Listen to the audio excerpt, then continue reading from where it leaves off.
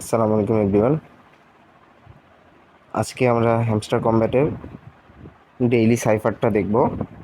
আজকের সাইফার কোডটা আমরা দিয়ে দিব এখানে। আজকে সাইফার কোড হলো সাতোশি।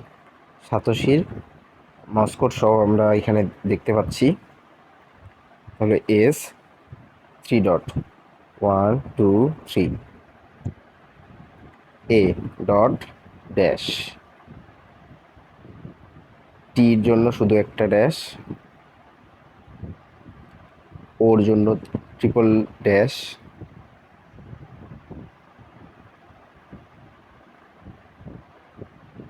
এস এর জন্য আবার 3.123,